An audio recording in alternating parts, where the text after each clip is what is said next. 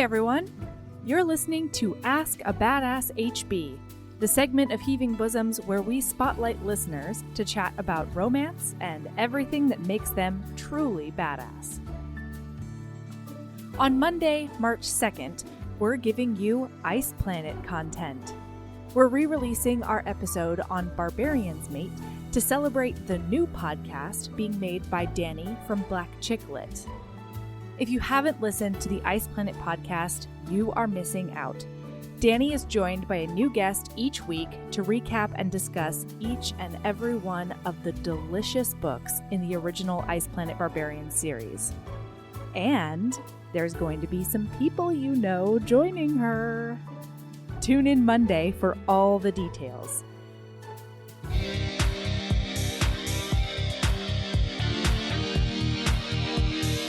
And now, we have the one and only Jennifer R. Not only is she an infamous 2019 Reading Embrace finisher, but she's the only person to ever make Heaving Bosoms inspired candles. This Winston and craft brew lover enjoys puzzles, her dog, and ruling St. Louis as the soy candle queen. And we love her dearly. Without further ado, here's Jennifer R.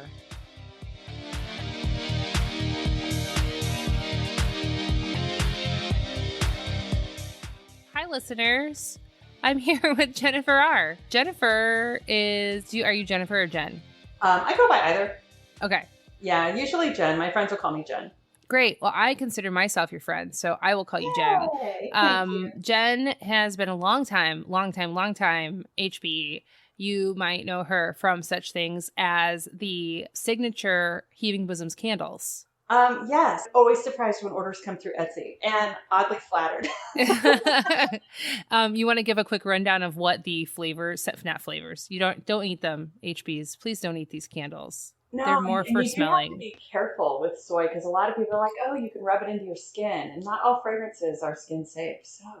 Oh, well, that is a good disclaimer. I never would have considered rubbing a candle into my skin, but I am glad you said that because maybe somebody within the sound of our voices would have. So this is good info. Well, yeah. No, the big claim to fame to soy candles when they first became popular, besides for the whole renewable resource, green, healthier burning and all this stuff, was that it's soy based. It's soy. It's oil. And you can rub it into your skin. And pretty much most of the fragrances that go in candles, a lot of, you'll find in soap or lotion. Yeah. Mm-hmm. But some fragrances just aren't skin safe. So it's always good to ask and not assume because you bought Cabin, right? Yes. Not skin safe. Oh, okay. You don't walk around wanting to smell like cedar. When it comes to the HB fragrances, you've got Keep Being a Badass, which is Egyptian Amber, which is my bestseller. Mm-hmm. England Times, which is bergamot and ginger. Yes, also a good one. Herbs, which is lavender, sage, and rosemary. Although I might be switching that fragrance out, but it'll still be a lavender. Nice. And then still an herb. Yeah. And then what was the other one? Werves, which is the one I have. Werves, yeah. That was, which one was that? Oak Moss, I think was the fragrance for that.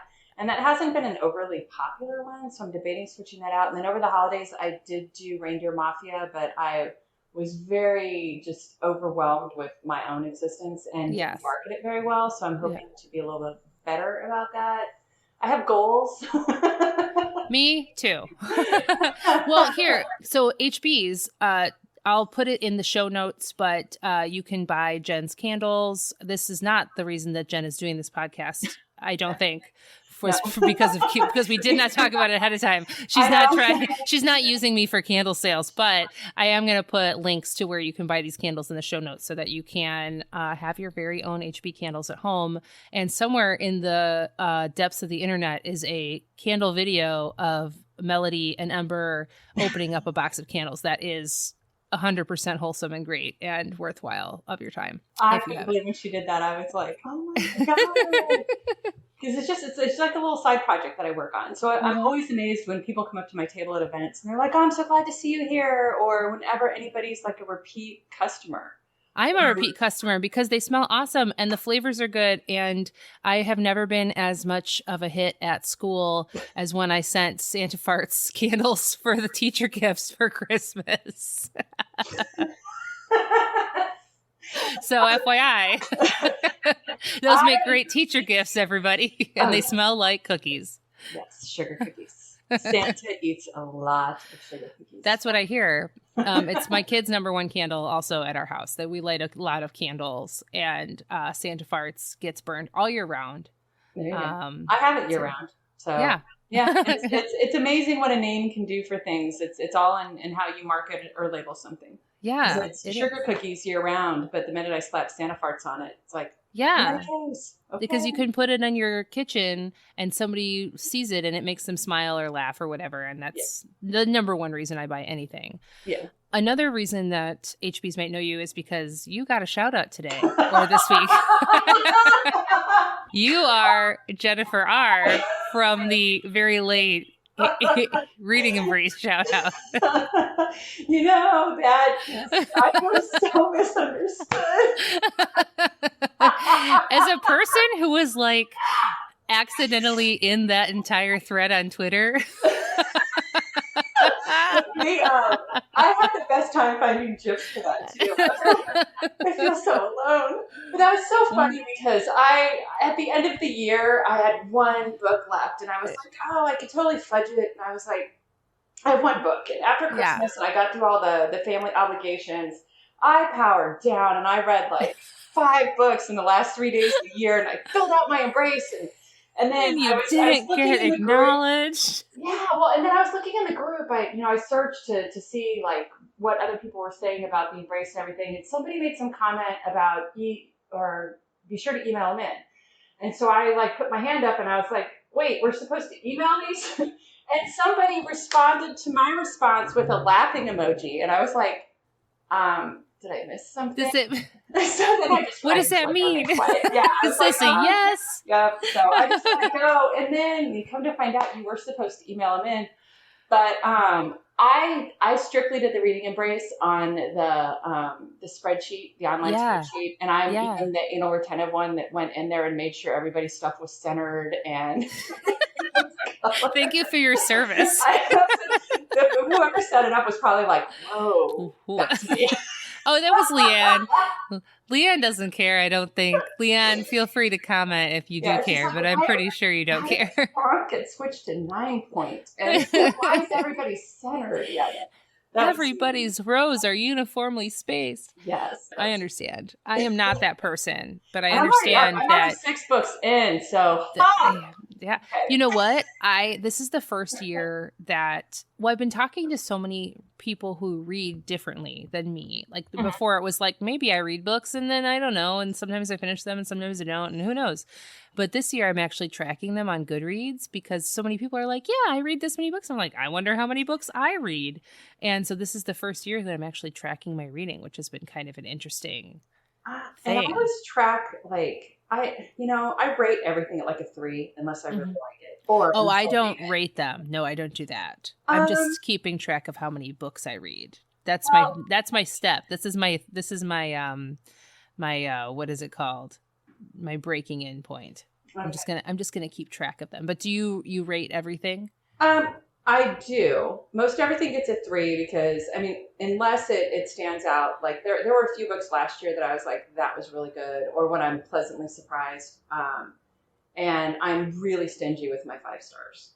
So I think usually I'll rate books for authors that I know, because I know, especially like HB authors, that I'll definitely rate their books, especially if they're a newer author that really could use the extra ratings. But I hardly ever rate anything. But part of it is because like I don't like to tell people that I like stuff. You know what I mean? Because I'm like, I love this book and I'm going to tell you that I love it. And you're going to be like, you loved that book?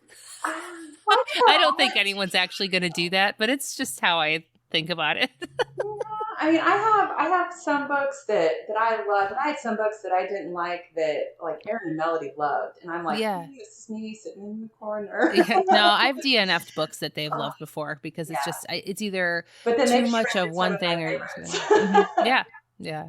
I'm over here reading Wall of Winnipeg, so I totally understand. I think I did a re-listen on that at one point because it's available on Hoopla, and sometimes I'll go back and listen to something on audio strictly for like the comfort factor of it. Yeah. I reread a lot of books for comfort because especially if it's a very like angsty time in my life where I have a lot of stress happening. Yeah. It's just good to read something and just sink into it and know that it's going to be good and know that I'm going to like it and know that it's going to end well. I mean, that's the reason I read romance anyway. You know, you can sink into this thing and it can be stressful, but you know it's going to be good on the end. So it's going to be fine. Well, and especially if it was something that you're like, oh. Like the first Penny Reid I ever read was Spirit Science. Yeah. And I mean, I hate to say it, but none of them have ever just like given me the feels as much as Spirit Science did. Although I like her reading, her stuff, and she's an auto buy for me. Yeah, nothing's ever like got me that excited. Yeah, I loved Spirit Science. I don't know if it's my favorite. I can't decide. Well, I liked a couple of the sports ones she did, and then the one where they actually managed to flip around the one guy and turn him from a total asshole. Yeah. The guy who followed the girl to the yoga camp. Yes. Sean. Yes. That one. I've heard that that's a lot of people's favorite rugby book. Yes. I have this. I know that it's bad. I know that a lot of people hate Ronan, but I actually really like The Hooker and the Hermit, and I reread that one a lot. And I think it's probably because of how much Annie loves croissants. or I'm eclairs, I mean, because it's me. There you go. I've never heard so many better descriptions of pastries than there were in that book. I'm trying the book that I'm reading right now, Billionaire's Call Girl. Oh, I haven't read that one.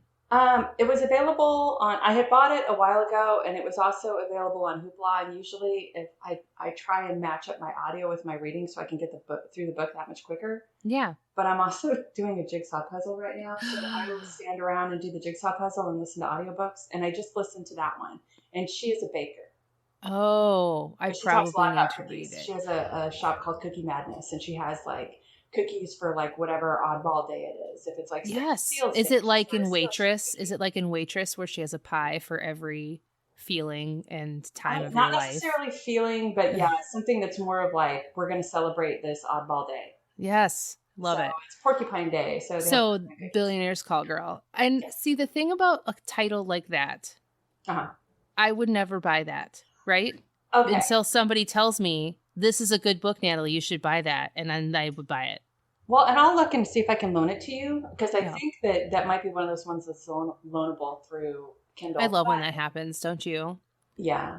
Can I tell you about the jigsaw puzzle that I just finished? Sure. I had a very stressful week last week. And I love doing jigsaw puzzles. I love doing them in general, but I haven't done them in a long time because my kids are so little. It's like, don't touch these pieces, please, for so long. And now we're good.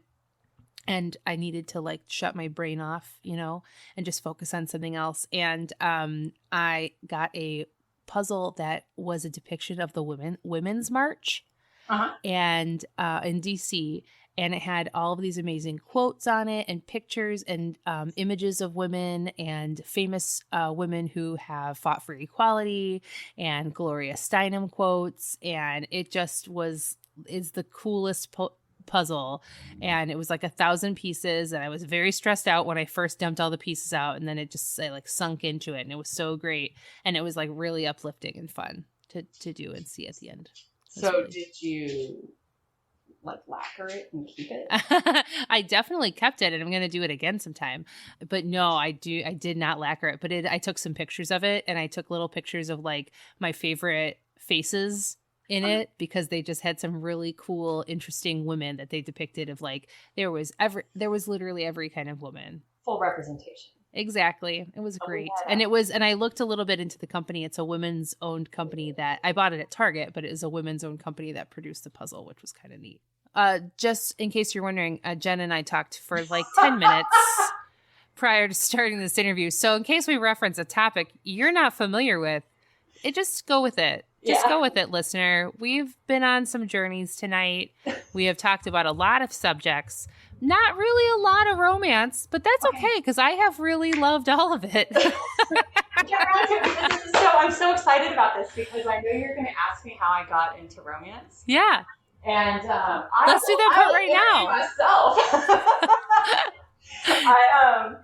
My grandmother, I used to stay with her in the summers for like 6 weeks during the summer. So my mom could, my brother would go stay with his dad. I'd go stay with my grandmother, and my grandmother worked at a dress shop part-time. So she would work there part-time, and I guess she felt bad about leaving me alone during the day and just watching TV. So she would go to the thrift store and she would buy like a grocery bag, paper bag full of Harlequin romances. Oh, yeah. So I could not tell you the plots or anything of any of those books, but I still I would tell my grandmother up until before she passed away.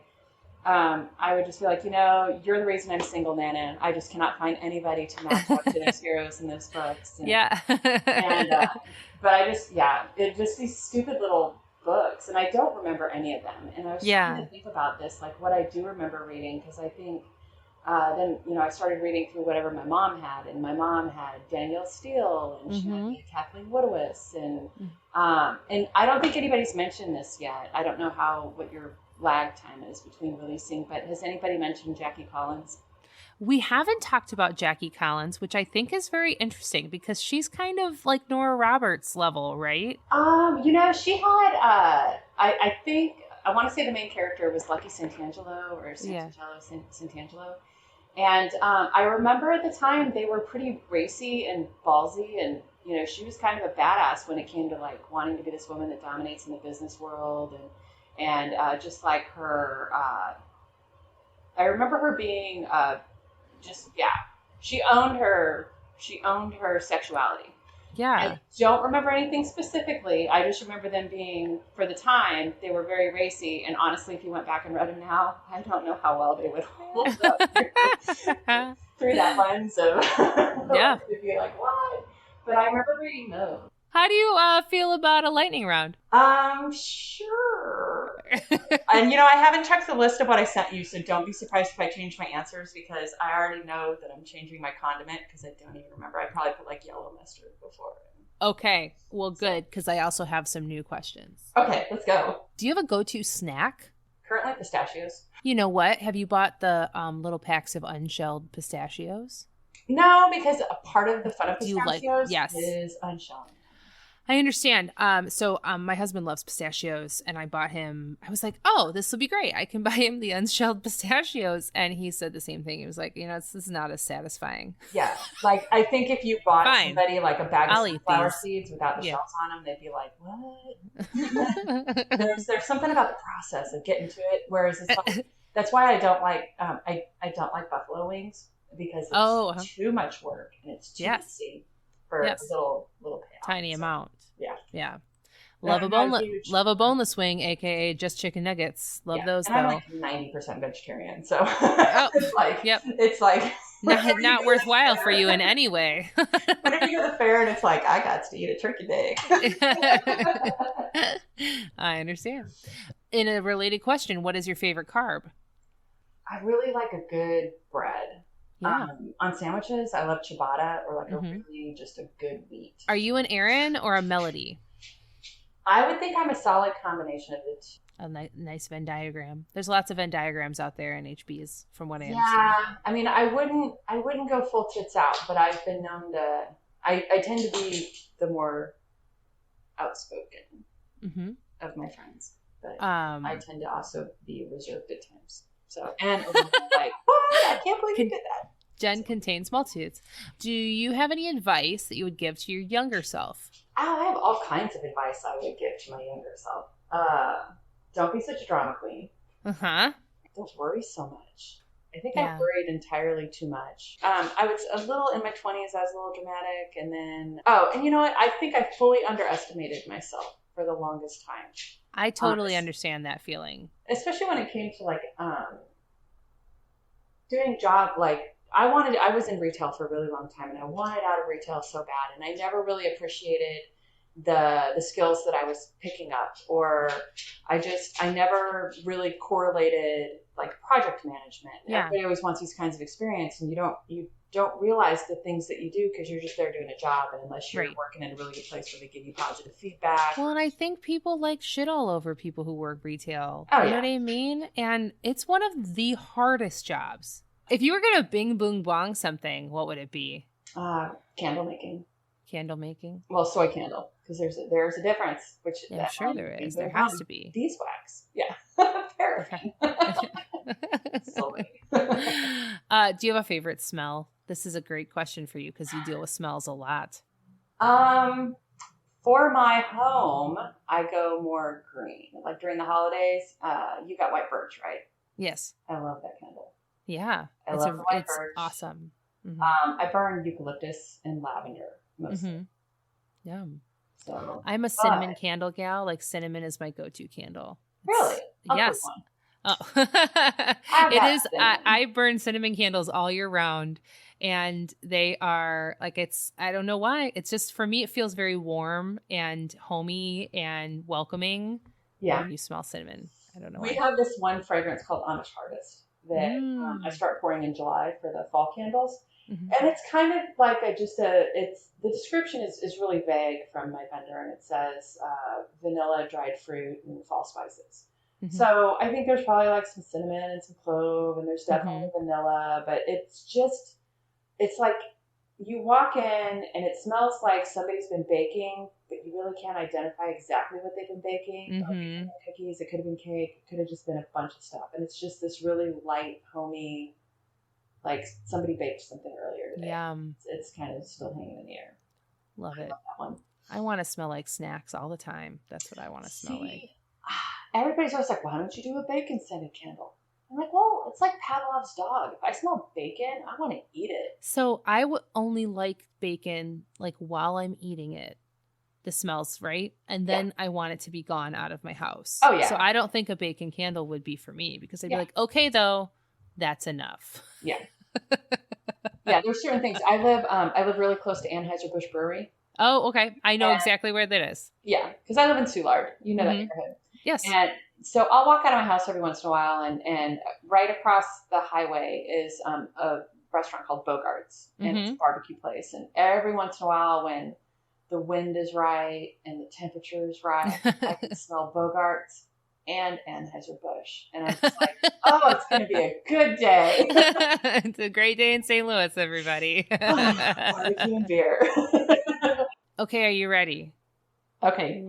If you could dispense one condiment from your belly button, what would it be? Okay, I've thought about this. Uh-huh. And I don't really know if it's necessarily a condiment as much as an all-purpose utilitarian liquid. I would go with white vinegar. So, yeah, did you listen to the episode with Holly? Because that's what somebody threw out balsamic. I remember. So yes, Ann C said she balsamic because tasty, but also good for sword fight scenes and special effects. Yes. Holly definitely is along the lines of white vinegar as well. What are your reasonings for white vinegar? I'm going, and I don't know why, I don't remember anybody saying this. I'm going full-blown utilitarian because I use it as a fabric softener. I use it to clean things. Yes. I use it to clean vegetables. I add it to dressings. If I were like all up in farm girl action, I'd be making my own ketchup and mustard with it. You could pickle things. Instant pickling. Yes. Oh, cold pickling. Yes. So I'm going with the utilitarian, multi-purpose. You make what you like from it. Yeah. Absolutely. I think I can't remember who I was talking to, but well, she said her and I had a discussion of how people like fall into two categories, either A, useful, or B, favorite thing to put on food. You know what I mean? Yeah. Like some people are thinking along the lines of useful, and if you fall into that, she said, and if you fall into that category, then that's 100% white vinegar because you could do this. Or what she chose eventually, I think, was spicy mustard. Yeah, I couldn't think of anything that I always particularly put on food. Like I'll use hummus as a spread in sandwiches a lot. Melody said hummus, but it's The dispensing is problematic with hummus. I think. And it wouldn't look attractive. And I do which of these things really would look attractive if we're really getting down to brass tacks here? Yeah, because then you'd be like, well, okay, I'm off hummus now. Let's go with pot gooch. And I mean, there'd just be like all kinds of And I do like just a good yellow mustard, but I don't put it on everything. And I tend not to put mayonnaise on things because on principle, I think mayonnaise is gross. Yes, it is gross. You're right. I will typically ask people to substitute like mustard for mayonnaise, but if it shows up on my sandwich, I don't send it back. I eat it. I'm like, this is good. So I have been growing as a human being and an adult, and like if a sandwich comes with a condiment on it, even if it is not my preferred condiment, I will still eat it because that is what the creator of that sandwich pictured when they put that sandwich together. You know what I mean? Yeah. So even if it's mayonnaise, I mean, sometimes if it's an aioli, I will eat it all the time. Oh, yeah. If it's just straight up mayonnaise, I will ask for it on the side and almost never put it on. Yeah, I would put it on the side, or if it came on the sandwich, I would probably take the bun off and scrape it off as much as most of it, because usually it's too much. It is. It's Why too do much. I need this much mayonnaise? Nobody does. You don't. You take some of it off, use it as a skin conditioner. Oh my god! No, because I would have the smell. The smell is mayonnaise is multi-purpose as well. The smell for me, I've heard people putting mayonnaise like a mayonnaise mask in their hair. Yeah, the oil is really good for you. I'm just never gonna do that. What? Crisco is a moisturizer. Okay. Why would you pick Crisco versus coconut oil? Well, you can go either way. Some people might be sensitive to coconut oil. Some people may not like the smell of coconut oil. But like Crisco is a vegetable-based oil. It is fragrance-free, and it elbows, toes, anywhere. Huh. Literally. You know what anywhere. I think about like I said, my gynecologist recommended it. The episode of Seinfeld where Kramer is basting himself in butter to get a better tan. That's what that made me think of. I don't know if you've ever seen that episode. I don't remember. I'm pretty sure I've seen at least all of those episodes at least once, but some of them just don't stand out as well. The one Seinfeld that stands out the best to me was standing in line for the cinnamon babka at Thanksgiving. Oh, yes. Jerry talking about the black and white cookie and how fantastic it was and living in perfect harmony, and he got like food poisoning from it. I have one of my summer. It's not really a good summer thing to bake, but one of my summer goals is to make a babka.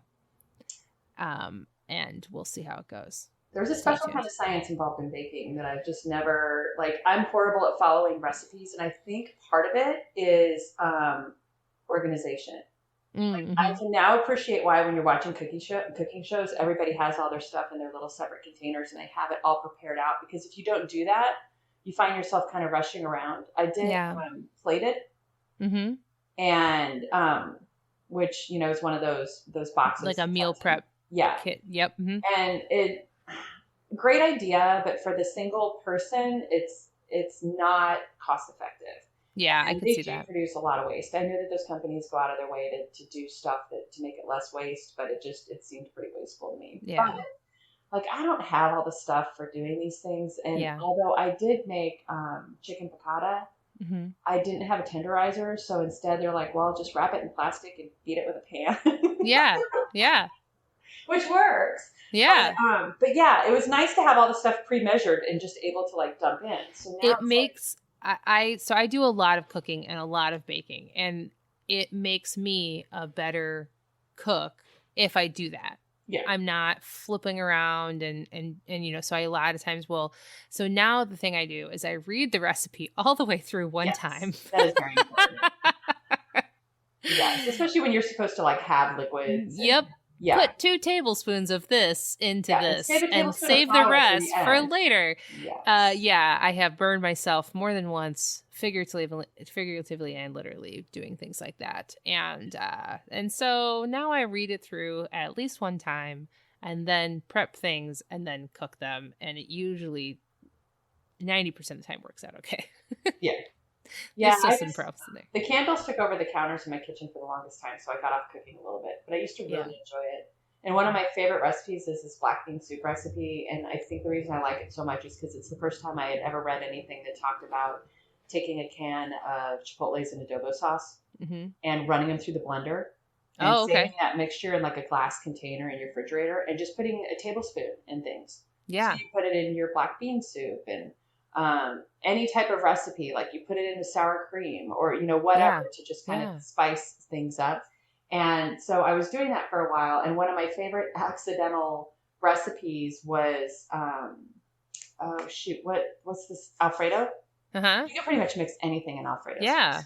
So I put it in Alfredo sauce and I put it over spaghetti squash with, I had cubed ham for some reason. I have no idea why. And like cherry tomatoes. Sounds great. It was quite tasty. Sign me up.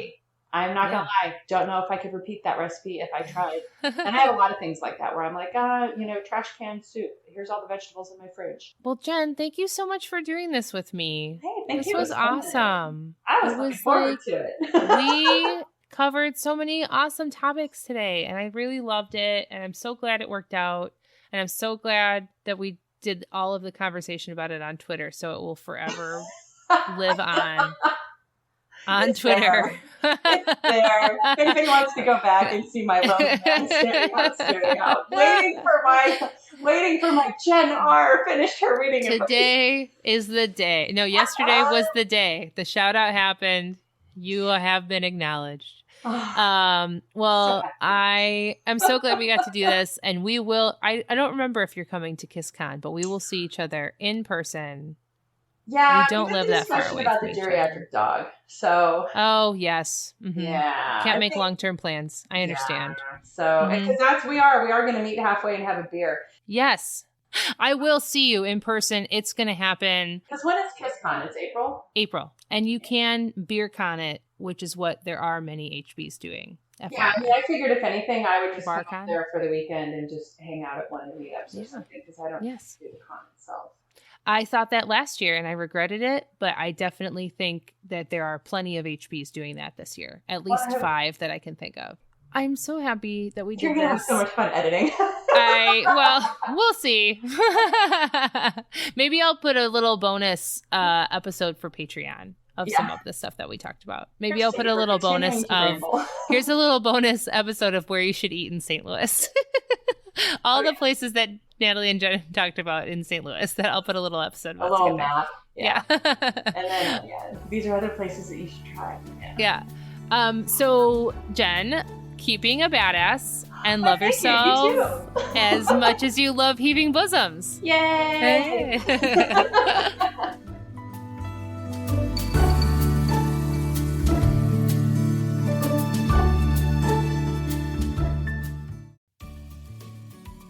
Hey, you. Yes, listener, you. Are you loving the show? If so, please leave a rating and review in your podcast app. The 90 seconds you take to say something nice not only helps new people find the show, but it makes me super smile over at HBHQ. Also, I've had a few people ask, and the answer is yes. We are still doing the 5-star bribe. If you leave us a review with 5 stars, then we'll do whatever book you want. We're real deep into the list, though, so it might be a while.